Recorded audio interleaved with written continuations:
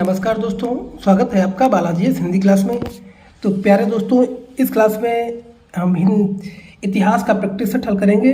अभी तक बहुत सारे प्रैक्टिस सेट मैं दे चुका हूं। अगर आप लोग ना देखे हो तो प्लेलिस्ट में जाकर के देख सकते हैं।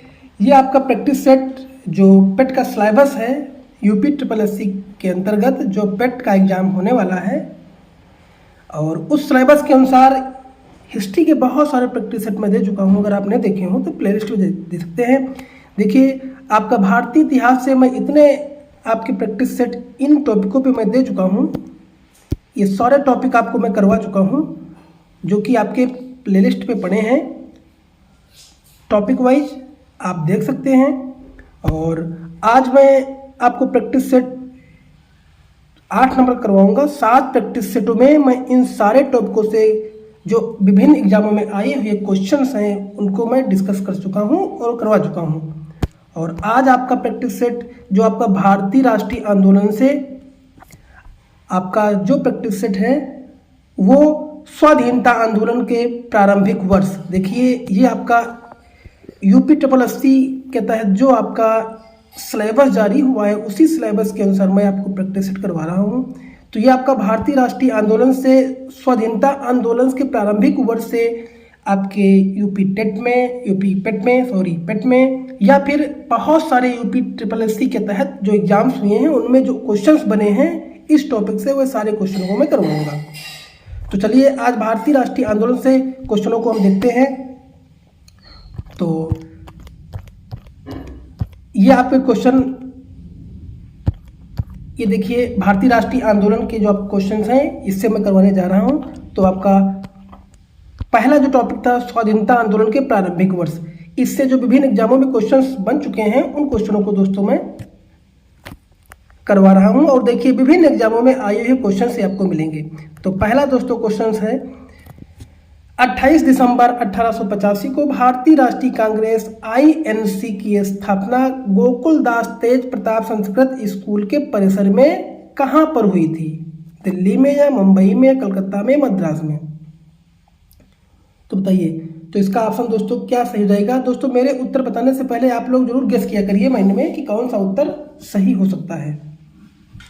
तो इसका उत्तर दोस्तों जो आपका सही हो जाएगा, जैसा कि आप लोग को पहले भी पढ़ चुके होंगे कि 1884 ईस्वी में एक सेवानिवृत्त अंग्रेज अधिकारी जिसको ए.ओ. हुम के प्रयत्नों से एक संस्था इंडियन नेशनल यूनियन आईएनसी की स्थापना की गई थी। और इस यूनियन ने पूना में 1885 में राष्ट्र के विभिन्न प्रतिनिधियों का सम्मेलन आयोजित करने का निर्णय लिया, लेकिन पूना में हैजा फैल जाने से उसी वर्ष यह सम्मेलन मुंबई में आयोजित किया गया। और 28 दिसंबर 1885 को जो कि गोकुलदास तेज प्रताप संस्कृत स्कूल मुंबई में, इसी की स्थापना आईएनसी यानी इंडियन नेशनल यूनियन का पहला अधिवेशन हुआ। और इसी सम्मेलन में दादा भाई नौरोजी के सुझाव पर इस संगठन का नाम बदलकर भारतीय राष्ट्रीय कांग्रेस कर दिया था।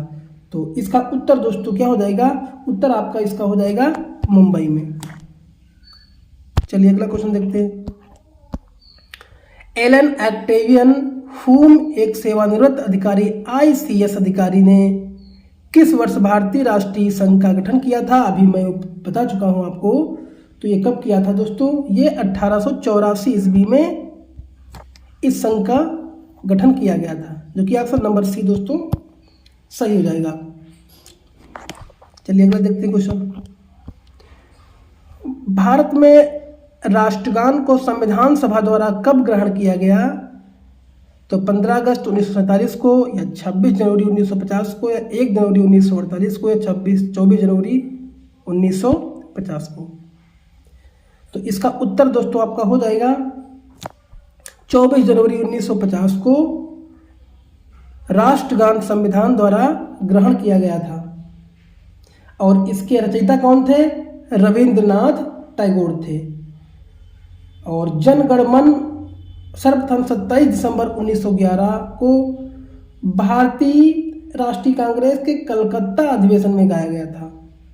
इसे गाने में 52 सेकंड लगते थे, लगते हैं। और भारत में राष्ट्रगान को संविधान सभा द्वारा 24 जनवरी 1950 को दोस्तों ग्रहण कर लिया गया था, जो आपकी ऑप्शन नंबर सी दोस्तों सही हो जाएगा। ये सारे टॉपिक, ये सारे क्वेश्चंस आपके यूपी पेट में जो सिलेबस में आपको दिखा चुका हूँ उसी के अंतर्गत विभिन्न एग्जामों में आए हुए हैं। और अगर हम विभिन्न एग्जामों में आए हुए इन क्वेश्चनों को हल कर लेते हैं तो निश्चय ही आपके आधे क्वेश्चंस आपको मिलने की पूर्ण संभावना है। तो चलिए, जनगण मन को भारत का राष्ट्रगान यानी जनगण मन जो भारत का राष्ट्रगान है सर्वप्रथम कब गाया गया था? तो ये भी मैं आपको बता चुका हूं कि 27 दिसंबर 1911 को सर्वप्रथम जनगण मन गाया गया था, जो कि ऑप्शन नंबर ए दोस्तों आपका सही हो जाएगा। चलिए, राष्ट्रीय गान सर्वप्रथम कब और कहां गाया गया था? तो फिर वही क्वेश्चन आपका ऑप्शन नंबर आपका क्या सही जाएगा? दिसंबर 27, 1911 कलकत्ता में। यानी इससे क्वेश्चंस देखो घुमा फिरा के बने हैं। देखिए, ग्राम पंचायत अधिकारी में आया हुआ है या सहायक लेखाकार में आया हुआ है, तो इससे घुमा फिरा के क्वेश्चन दोस्तों जरूर बने हैं। अगला देखते हैं, 1916 का लखनऊ समझौता महत्वपूर्ण था क्योंकि इसके बाद कांग्रेस ने मुस्लिम लीग के गठन का साथ गठबंधन या अंग्रेजों के साथ संधि या होम रूल लीग के अलगाव या पूर्ण स्वराज की मांग। तो दोस्तों 1916 ईस्वी का जो लखनऊ समझौता था महत्वपूर्ण समझौता था, और क्योंकि इसके बाद कांग्रेस ने मुस्लिम लीग के साथ गठबंधन कर लिया था। किसके साथ? मुस्लिम लीग के साथ गठबंधन कर लिया था। लेकिन इस अधिवेशन की अध्यक्षता जो अंबिका चरण मंजूमदार ने की थी, और इस अधिवेशन में कांग्रेस के गरम एवं नरम दल एक साथ आए थे, जिसके लिए तिलक एवं एनी बेसेंट ने अथक प्रयास किए थे। तो ये मुस्लिम लीग के साथ इसका दोस्तों गठबंधन हुआ था, जो कि ऑप्शन नंबर ए दोस्तों सही हो जाएगा। चलिए अगला क्वेश्चन, दिसंबर 1916 में दोनों पक्षों के संयुक्त सत्र में कहां संधि भारतीय राष्ट्रीय कांग्रेस और मुस्लिम लीग के बीच का समझौता हुआ था? बताइए कहां हुआ? लखनऊ में दोस्तों, या कानपुर में, या इलाहाबाद में, या मेरठ में? तो दोस्तों ये आपका ऑप्शन नंबर दोस्तों सही जाएगा। जो दोनों पक्षों के संयुक्त सत्र में जो समझौता हुआ था ये कहाँ? लखनऊ में हुआ था, जो कि ऑप्शन नंबर ए दोस्तों सही हो जाएगा। मोस्ट इंपॉर्टेंट है, विभिन्न एग्जामों में सारे आए हुए क्वेश्चन आपको स्क्रीन पे दिख रहे हैं। महात्मा गांधी द्वारा भारतीय राष्ट्रीय कांग्रेस के कितने अधिवेशनों का सभापतित्व किया गया? 3, 2, 1 या एक भी नहीं? तो ये दोस्तों आपका हो जाएगा। बात हो रही है महात्मा गांधी की, तो महात्मा गांधी ने तो सिर्फ आपका एक ही अधिवेशन का सभापतित्व किया था, जो कि ऑप्शन नंबर 1 सही हो जाएगा। वो भी किस अधिवेशन में? जो कि 1924 ईस्वी में बेलगांव कांग्रेस अधिवेशन की अध्यक्षता की थी महात्मा गांधी के, सिर्फ एक अधिवेशन में, बेलगांव में 1924 में वो भी। तो ऑप्शन नंबर सी दोस्तों सही हो जाएगा। चलिए, महात्मा गांधी ने भारतीय राष्ट्रीय कांग्रेस के निम्नलिखित सत्र में से किसकी अध्यक्षता की थी? जो कि ऊपर आपको मैं भी बता चुका हूं, 1924 में बेलगाम की अध्यक्षता की थी महात्मा गांधी ने। और ये देखो, इससे कितने क्वेश्चन घुमा फिरा के बने हुए हैं हर एग्जाम में। तो निश्चय ही आधुनिक जो भारत का आधुनिक इतिहास है, इससे क्वेश्चंस हमेशा हर एग्जाम में बनते हैं। और ये आपका प्रैक्टिस सेट ऐसा नहीं कि आप पेट के लिए है ज़रूरी है, ये आपका अगर आपका आरओ का है, आरओ उसके लिए भी सहायक हो सकता है। और आपके जो आपका वीडियो का एग्जाम होता है उसके लिए भी है, और लेखपाल के लिए भी है, और विभिन्न एग्जामों देखिए हूबहू आपके ग्राम विकास अधिकारी का क्वेश्चन ये है जो आपके सामने है। तो ये विभिन्न एग्जामों के लिए इम्पोर्टेंट है, और पेट के लिए तो है ही है, और पेट का एग्जाम होने वाला भी है, उसी क्लास चल रही है, लेकिन ये विभिन्न एग्जामों के लिए भी बहुत ही महत्वपूर्ण है। चलिए अगला क्वेश्चन, महात्मा गांधी भारतीय राष्ट्रीय कांग्रेस के अध्यक्ष किस वर्ष बने? कितनी बार घुमा फिरा के क्वेश्चन पूछा गया है, ये देखिए 1924 में बेलगाम में। तो ये UPSSC का जो आधुनिक भारत में बहुत सारे क्वेश्चंस पूछते हैं। तो ये देखो, सुभाष चंद्र बोस किस वर्ष में कांग्रेस पार्टी के अध्यक्ष बने थे? तो ये दोस्तों आपका हो जाएगा 1938 में बने थे। 1938 में कांग्रेस पार्टी के अध्यक्ष बने थे सुभाष चंद्र बोस, क्योंकि 1938 में हरपुरा कांग्रेस अधिवेशन में कांग्रेस पार्टी के जो है अध्यक्ष बने थे। कि 1939 के त्रिपुरी अधिवेशन में यह भी कांग्रेस के अध्यक्ष चुने गए थे, लेकिन कुछ मतभेदों के चलते उन्होंने अध्यक्ष पद से इस्तीफा भी दे दिया था। तो ये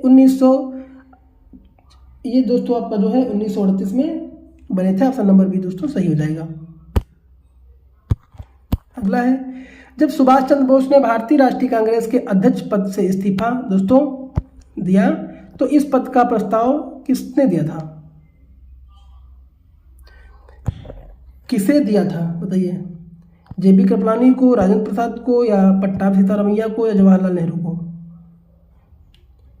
ये भी देखो UP-PET में आया हुआ क्वेश्चन है, 24/8/2021 के फर्स्ट पाली में आया हुआ है क्वेश्चन। तो ये आपका दोस्तों हो जाएगा राजेंद्र प्रसाद को, डॉक्टर राजेंद्र प्रसाद को, जो कि ऑप्शन नंबर दोस्तों आपका भी सही हो जाएगा।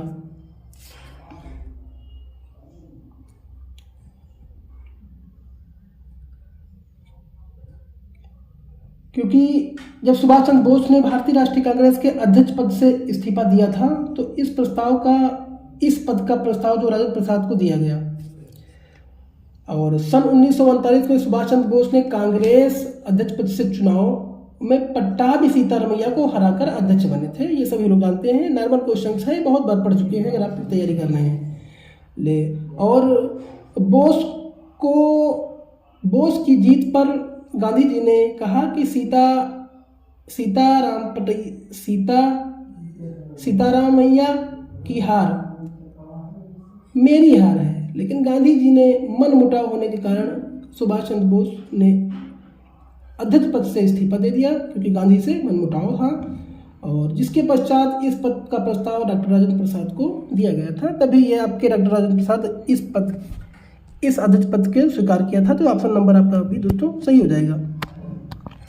चलिए अगला है, भारतीय राष्ट्रीय कांग्रेस के अधिवेशन की सर्वप्रथम किस मुसलमान ने अध्यक्षता की थी? तो 13 का उत्तर दोस्तों हो जाएगा आपका